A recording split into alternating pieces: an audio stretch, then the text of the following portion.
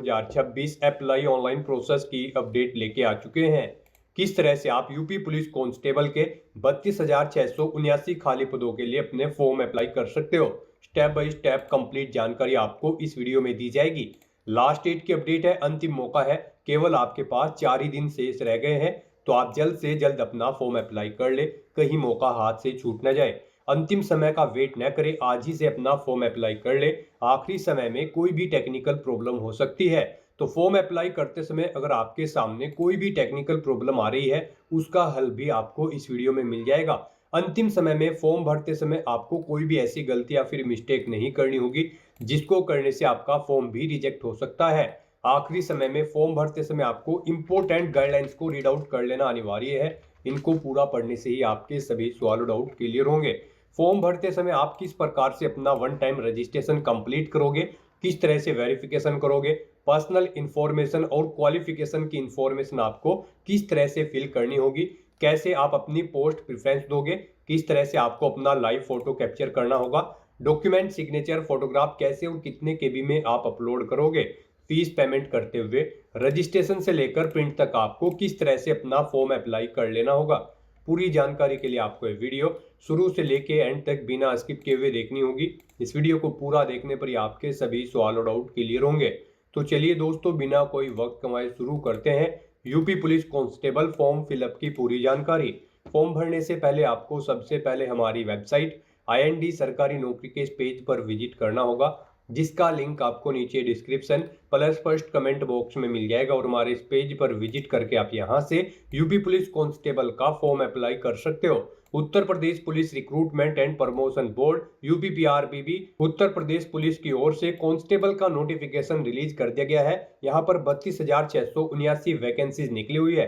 आरक्षी नागरिक पुलिस के लिए 10,469 पद है। आरक्षी PSC सशस्त्र पुलिस के लिए 15,131, आरक्षी विशेष सुरक्षा बल के लिए 1,341, महिला बटालियन के लिए 2,282, आरक्षी घुड़सवार पुलिस के लिए 71, जेल वार्डर के लिए भी 3,385 वैकेंसीज निकली हुई है। तो लास्ट डेट की अपडेट है, अंतिम मौका है, केवल 4 ही दिन शेष रह गए हैं। लास्ट डेट ऑनलाइन आवेदन करने की 30 जनवरी 2026 है। तो आप जल्द से जल्द अपना फॉर्म अप्लाई कर ले। 21,700 से 69,100 सैलरी है प्रति माह के लिए। 12वीं पास कैंडिडेट अप्लाई कर सकते हैं। मेल कैटेगरी के लिए 18 से 25, फीमेल के लिए 18 से 28 वर्ष आयु सीमा है। एज रिलैक्सेशन आप नोटिस से चेकआउट कर सकते हो। UREWS OBC के लिए 500 रुपये एप्लीकेशन फीस है। SC/ST के लिए 400 है, जो कि आप ऑनलाइन मोड से पेमेंट कर सकते हो। सिलेक्शन होगा रिटन टेस्ट, फिजिकल टेस्ट के आधार पे। फिजिकल डिटेल की अगर बात की जाए तो हाइट, चेस्ट और रनिंग की जानकारी मेल फीमेल के लिए आप कैटेगरी वाइज यहाँ से चेकआउट कर सकते हो। ऑनलाइन अप्लाई कर सकते हो। UP Uttar Pradesh job location है UPPRPB.in की ऑफिशियल वेबसाइट है, जिससे आप फॉर्म फिल कर सकते हो। इंपोर्टेंट लिंक सेक्शन के अंतर्गत ऑफिशियल नोटिफिकेशन PDF लिंक पर क्लिक करके आप इसकी PDF डाउनलोड कर सकते हो। इसमें आपको कंप्लीट डिटेल देखने को मिल जाएगी, जैसे कि यहाँ पर आपको पोस्ट वाइज और कैटेगरी वाइज वैकेंसीज की कंप्लीट इंफॉर्मेशन दे दी गई है। और साथ ही साथ यहाँ पर आवेदन करने की डेट, फीस पेमेंट की जानकारी, qualification, age limit, age relaxation की इंफॉर्मेशन आपको यहाँ पर दे दी गई है। फिजिकल क्राइटेरिया की भी कंप्लीट डिटेल मेल फीमेल के लिए यहाँ पर दी गई है। हाइट कितनी रहेगी, कितनी आपकी चेस्ट रहेगी और कितनी आपको रनिंग किस मिनट में कंप्लीट करनी होगी। फॉर्म अप्लाई करने के लिए आपको यहाँ पर किस प्रकार से अपना फॉर्म अप्लाई करना होगा, लाइव फोटो कैप्चर करने की गाइडलाइंस दी गई है। फोटोग्राफ, सिग्नेचर अपलोड करने की डिटेल आपको यहाँ पर देखने को मिल जाएगी। और इसी PDF के एंड में आपको लिखित परीक्षा का पैटर्न और यहाँ पर सिलेबस डिटेल में टॉपिक वाइज दे दिया गया है। तो आवेदन करने से पहले आपके नोटिफिकेशन की PDF पूरा पढ़ना अनिवार्य है। इसको पूरा पढ़ने से ही आपके सभी सवाल और डाउट क्लियर होंगे। PDF रीड आउट करने के बाद में आपको अप्लाई ऑनलाइन के इस लिंक पर क्लिक करना होगा, तो आपके सामने ऑनलाइन आवेदन करने का ये ऑफिशियल पोर्टल ओपन हो जाएगा। यहाँ पर आने के बाद आपको कुछ जनरल इंस्ट्रक्शंस दिए गए हैं। अपना OTR करने से पहले आपको इन्हें केयरफुली रीड करना है। उसके बाद आपको ओके के इस ऑप्शन पर क्लिक करना है। फिर आपके सामने यहाँ पर उत्तर प्रदेश पुलिस की वेबसाइट ओपन हो जाएगी। यहाँ पर गाइज, अगर आपने पहले से रजिस्ट्रेशन कर रखा है तो आपको लॉगिन करके अपना फॉर्म अप्लाई करना है। लॉगिन करने के लिए आपके पास 3 ऑप्शन है। आप यहाँ पर लॉगिन विद अकाउंट या फिर लॉगिन विद आधार ID या फिर लॉगिन विद डिजी लॉकर के ऑप्शन पर क्लिक करके इन तीनों ऑप्शन में से किसी भी एक ऑप्शन का यूज करते हुए लॉगिन करके अपना फॉर्म अप्लाई कर सकते हो। और अगर आप यहाँ पर इस पोर्टल के थ्रू किसी भी भर्ती के लिए फर्स्ट टाइम अप्लाई करने जा रहे हो तो सबसे पहले यहाँ पर आपको अपना वन टाइम रजिस्ट्रेशन करना होगा। उसके लिए यहाँ पर आपको for new users create your one time registration OTR account में रजिस्टर हियर के इस ऑप्शन पर क्लिक करना है और अपना वन टाइम रजिस्ट्रेशन करना है और उसके बाद आपको अपने फॉर्म अप्लाई करने होंगे। तो आप रजिस्टर हियर के इस ऑप्शन पर क्लिक करें, आपके सामने यहाँ पर रजिस्ट्रेशन का इंटरफेस ओपन हो जाएगा। अब गाइस यहाँ पर आपको अपना ईमेल एड्रेस एंटर करना है, फिर आपको अपना मोबाइल नंबर एंटर करना है, उसके बाद आपको जनरेट ईमेल OTP और जनरेट मोबाइल OTP के ऑप्शन पर क्लिक करना है। फिर आपकी ईमेल ID और मोबाइल नंबर पर OTP आएंगे, वो OTP आपको यहाँ पर एंटर करने हैं और उसके बाद आपको वेरीफाई एंड प्रोसीड के इस ऑप्शन पर क्लिक करके अपनी ईमेल ID और मोबाइल नंबर को वेरीफाई करना है। इस तरह से यहाँ पर आपका मोबाइल नंबर और ईमेल ID सक्सेसफुली वेरीफाई हो जाएगी। फिर यहाँ पर आपको अपना वेरिफिकेशन कंप्लीट करना है। सबसे पहले यहाँ पर आपको चेकबॉक्स को ओके करना है कि यहाँ पर आपने अपनी 18 साल आयु कंप्लीट कर ली है। फिर यहाँ पर आपको अपनी सहमति प्रदान करनी है अपनी वेरिफिकेशन के लिए। उसके लिए आपको ये डिटेल हिंदी और इंग्लिश में प्रोवाइड कराई गई है। आप किसी भी लैंग्वेज में रीड करने के बाद यहाँ पर इस चेकबॉक्स को ओके करें। सुनना चाहते हैं तो इस ऑप्शन पर क्लिक करके आप इस डिटेल को सुन भी सकते हैं और फिर आप अपनी सहमति यहाँ पर प्रोवाइड करा सकते हैं। उसके बाद यहाँ पर आपको अपना वेरिफिकेशन करना है। यहाँ पर आप अपना वेरिफिकेशन दो तरह से कर सकते हो। आप आधार के थ्रू अपना वेरिफिकेशन कर सकते हो या फिर डिजी लॉकर के थ्रू आप अपना वेरिफिकेशन यहाँ पर कर सकते हो। और अगर आपके पास आधार और डिजी लॉकर नहीं है तो इनके बिना भी यहाँ पर आप अपना रजिस्ट्रेशन कर सकते हो। उसके लिए आपको I am not currently registered with Aadhaar और डिजी लॉकर के ऑप्शन पर क्लिक करना है और अपनी डिटेल्स यहाँ पर आपको मैन्युअली एंटर करते हुए अपनी वेरिफिकेशन यहाँ पर कंप्लीट कर लेनी होगी, अपना रजिस्ट्रेशन करना होगा।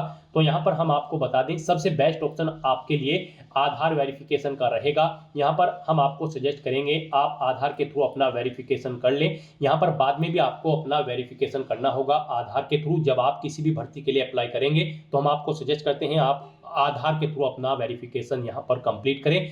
तो जैसे ही यहाँ पर आप वेरिफिकेशन थ्रू आधार के इस ऑप्शन पर क्लिक करेंगे फिर आपके सामने कुछ इस तरह से इंटरफेस शो होगा। अब यहाँ पर आपको अपना आधार नंबर एंटर करना है। उसके बाद आपको जनरेट आधार OTP के ऑप्शन पर क्लिक करना है।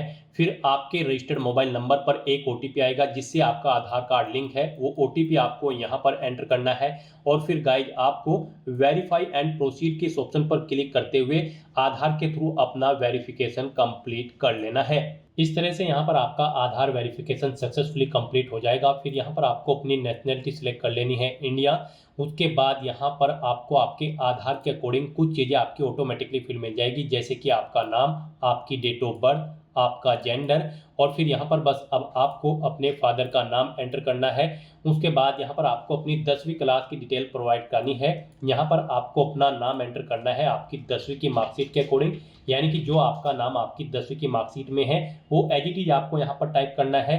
फिर यहाँ पर आपको अपनी डेट ऑफ बर्थ एंटर करनी है अपनी 10वीं की मार्कशीट के अकॉर्डिंग DDMMYY फॉर्मेट में। उसके बाद यहाँ पर आपको अपना जेंडर सिलेक्ट करना है।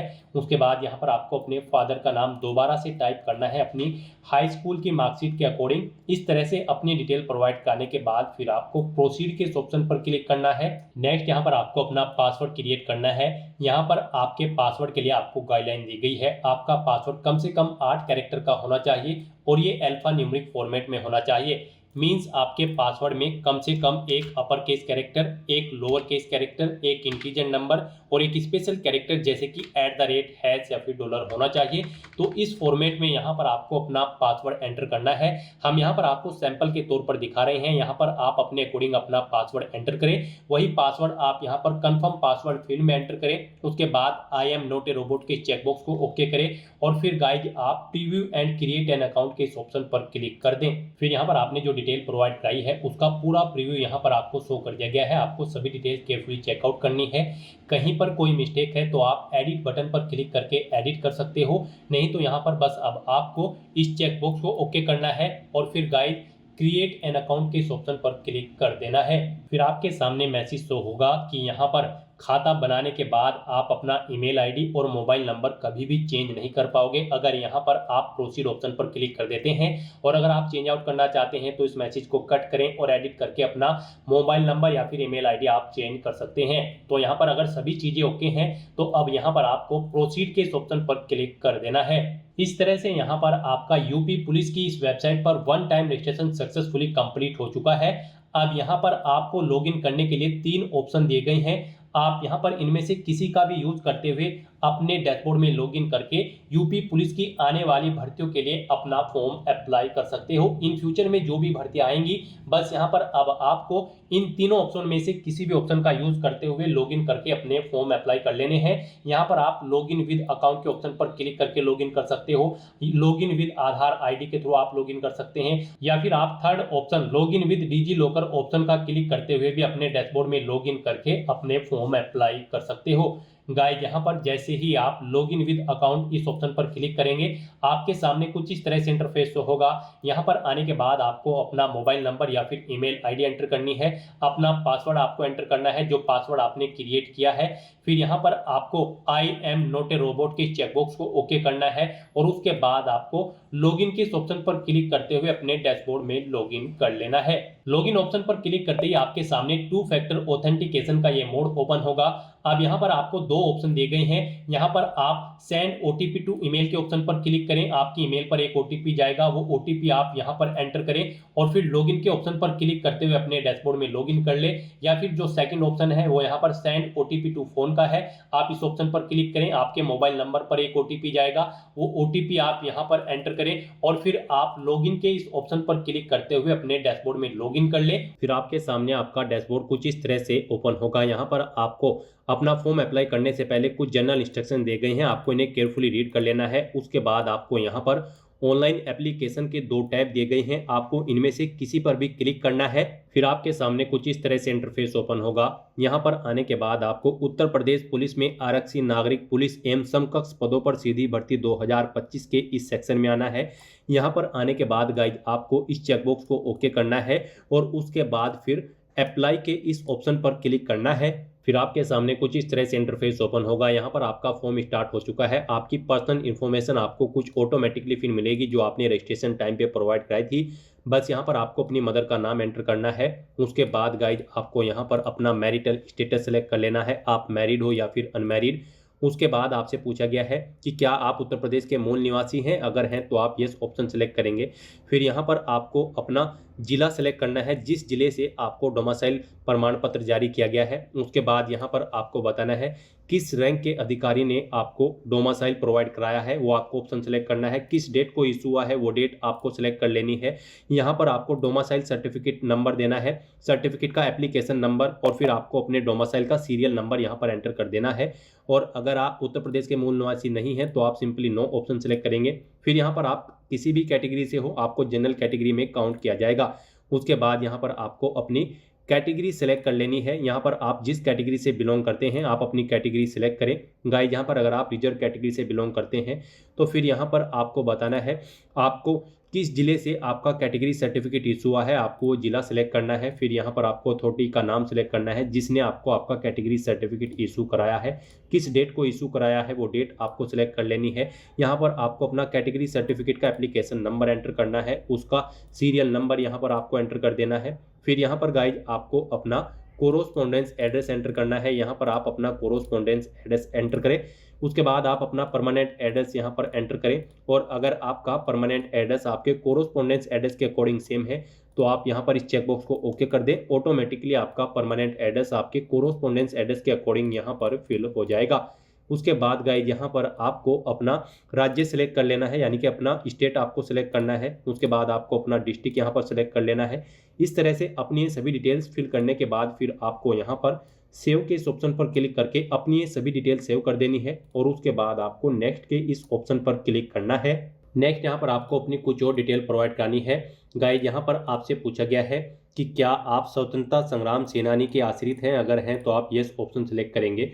उसकी डिटेल यहाँ पर आप देंगे, जैसे कि स्वतंत्रता संग्राम सेनानी आश्रित प्रमाण पत्र जारी करने वाला जिला यहाँ पर आपको सेलेक्ट करना होगा, यानी कि जिस जिले का आपके पास यहाँ पर प्रमाण पत्र है वो जिला आपको यहाँ पर सेलेक्ट करना है। उसके बाद किस डेट को इशू हुआ है वो डेट आपको सेलेक्ट करनी है। स्वतंत्रता संग्राम सेनानी आश्रित प्रमाण पत्र का क्रमांक संख्या यहाँ पर आपको देनी है। किस अथॉरिटी ने इशू किया है उसका नाम यहाँ पर आपको देना है। और अगर आप स्वतंत्रता संग्राम सेनानी के आश्रित नहीं हैं तो आप सिंपली नो ऑप्शन सेलेक्ट करेंगे। फिर आपसे पूछा गया कि क्या आप ई एक सर्विसमैन हैं, अगर हैं तो आप यस ऑप्शन सेलेक्ट करें, उसकी डिटेल प्रोवाइड कराएं। जैसे कि यहाँ पर आपको ESM नामांकन की तिथि आपको सिलेक्ट कर लेनी है।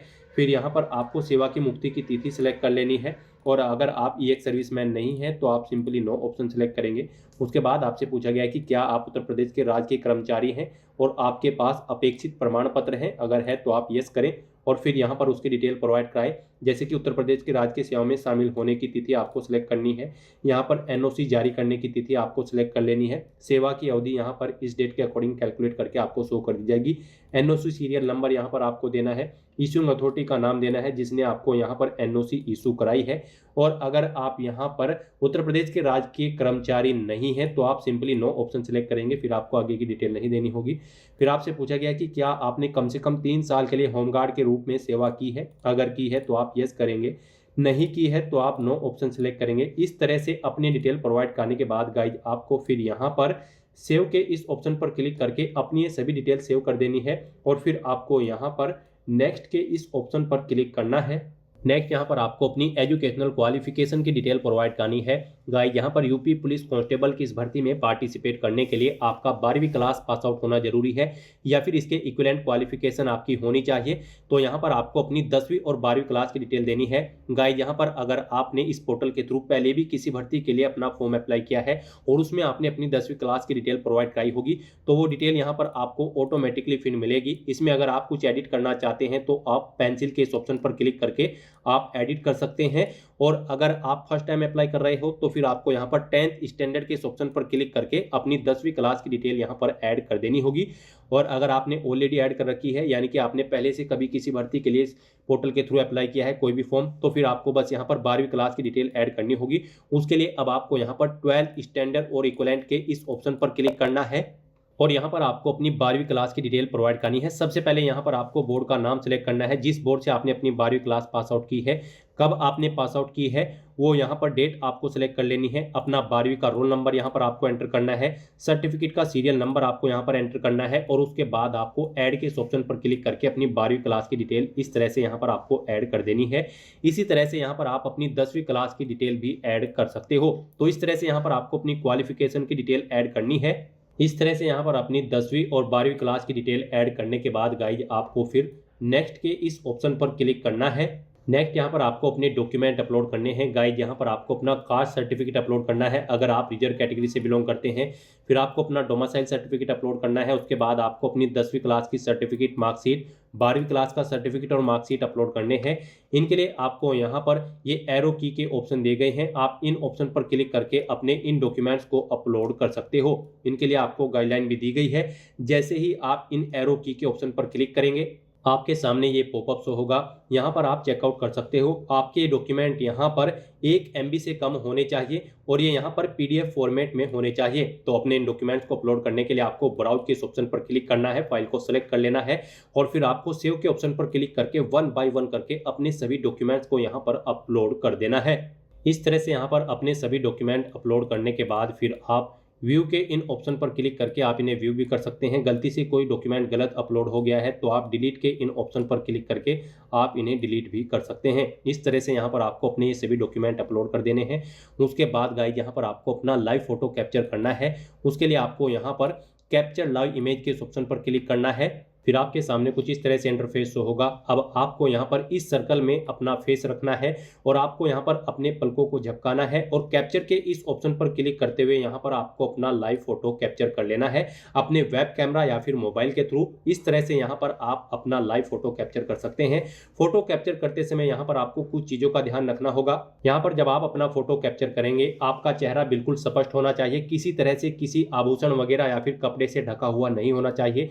फोटो कैप्चर करते समय यहाँ पर आपको जिस स्थान पर आप अपना फोटो कैप्चर करेंगे वहाँ पर सिंपल बैकग्राउंड होना चाहिए और प्रॉपर वे में लाइट होनी चाहिए। आपको अपने चेहरे पर कोई सनग्लासेस वगैरह नहीं पहनना है, कानों में कोई ईयरफोन्स वगैरह नहीं लगाने हैं। यहाँ पर आपको ये इंस्ट्रक्शन दी गई हैं, इन्हें ध्यान में रखते हुए आपको अपना फोटो कैप्चर करना है। साथ ही साथ गाइज आपको यहाँ पर कुछ सैंपल भी दिए गए हैं। यहाँ पर सैंपल ऑफ फ्यू रिजेक्टेबल फोटोज, आपको यहाँ पर इस ऑप्शन पर क्लिक करना है और चेकआउट कर लेना है कि किस तरह के फोटो आपको एक्सेप्टेबल होंगे और किस तरह के फोटो यहाँ पर आपके एक्सेप्टेबल नहीं होंगे। तो जैसे ही आप इस ऑप्शन पर क्लिक करेंगे आपके सामने ये पॉपअप शो होगा, यहाँ से आप चेकआउट कर सकते हो। इस फॉर्मेट में आपके फोटो एक्सेप्टेबल नहीं होंगे, यहाँ पर आपको बता दिया गया है, और केवल इस फॉर्मेट में यहाँ पर आपका फोटो एक्सेप्टेबल होगा। आपको सर्कल के बीचों बीच अपना फेस रखना है, प्रॉपर वे में लाइट रखनी है, तभी आपका फोटो यहाँ पर एक्सेप्टेबल होगा। तो इस फॉर्मेट में आपका फोटो एक्सेप्टेबल होगा।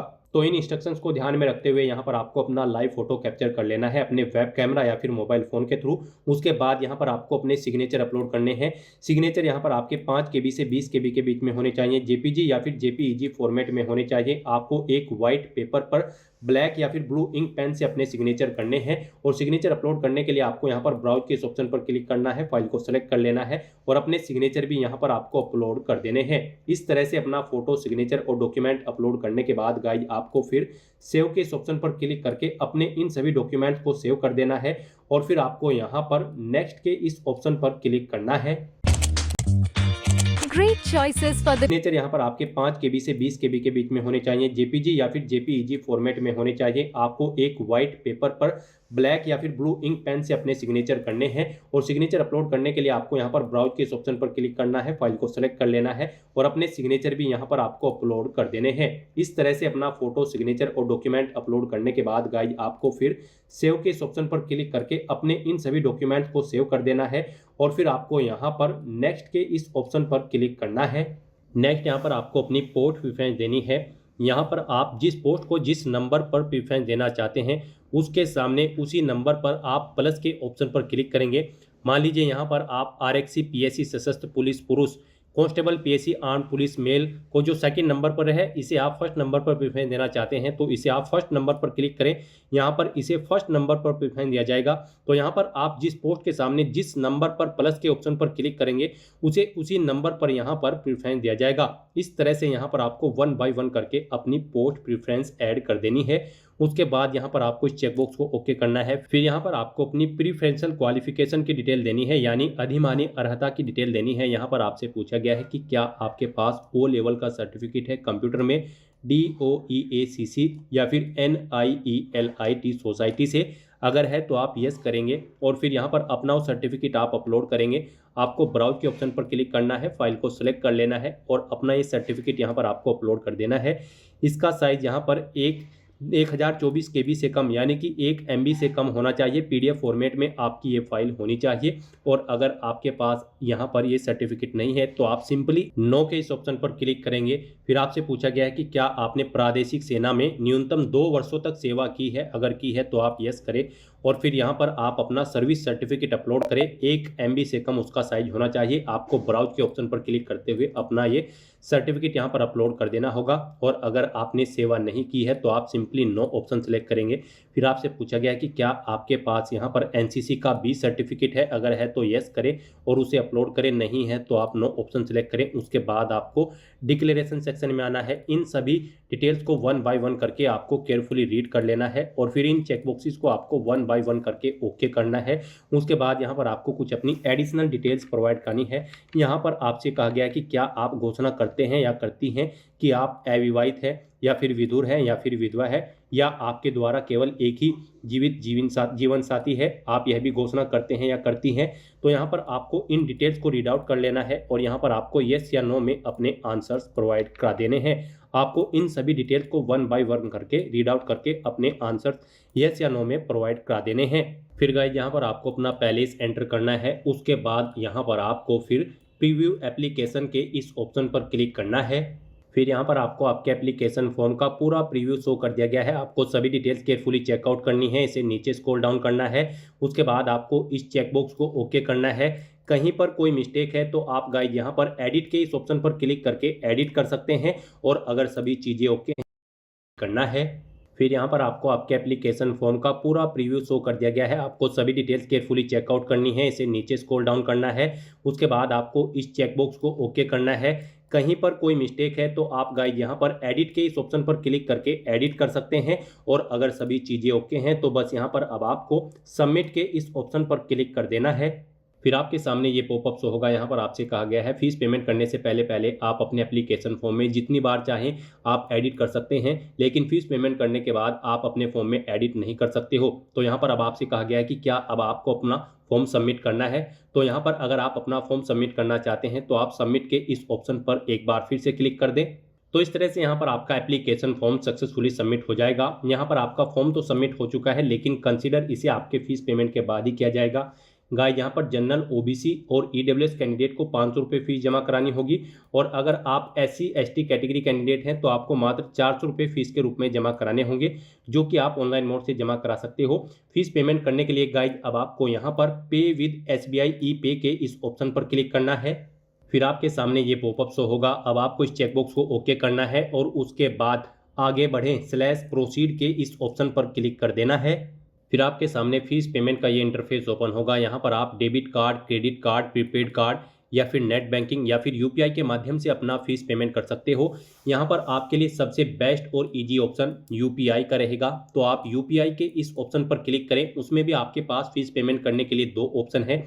आप अपनी UPI ID यहाँ पर एंटर करके अपना फीस पेमेंट कर सकते हो। आप एंटर UPI ID के इस ऑप्शन पर क्लिक करें। यहाँ पर अपनी UPI ID एंटर करें। उसके बाद आप यहाँ पर वैलिडेट UPI ID के ऑप्शन पर क्लिक करते हुए अपना फीस पेमेंट कर दें, या फिर आप QR कोड के थ्रू भी अपना फीस पेमेंट कर सकते हैं। आप UPI QR के इस ऑप्शन पर क्लिक करें और फिर गाइज आप यहाँ पर पे नाउ के इस ऑप्शन पर क्लिक करें। फिर आपके सामने ये QR कोड शो होगा। आप इसे अपने UPI QR कोड स्कैनर से स्कैन करें और अपना फीस पेमेंट कर दें। सक्सेसफुली फीस पेमेंट करते ही यहाँ पर आपके एप्लीकेशन फॉर्म की सभी टास्क कंप्लीट हो जाएगी। उसके बाद आपको अपने एप्लीकेशन फॉर्म का एक हार्ड कॉपी प्रिंट आउट ले लेना है, फ्यूचर यूज के लिए, फ्यूचर रेफरेंस के लिए। और आप अपने डैशबोर्ड में भी जाकर चेकआउट कर सकते हो कि आपका फॉर्म सक्सेसफुली सबमिट हो चुका है या फिर नहीं। तो दोस्तों ऐसे आप यूपी पुलिस कांस्टेबल की इस भर्ती के लिए अपने फॉर्म अप्लाई कर सकते हो बिना कोई मिस्टेक किए हुए। आज की इस वीडियो में बस इतना ही। आई होप ये वीडियो आपको पसंद आई होगी।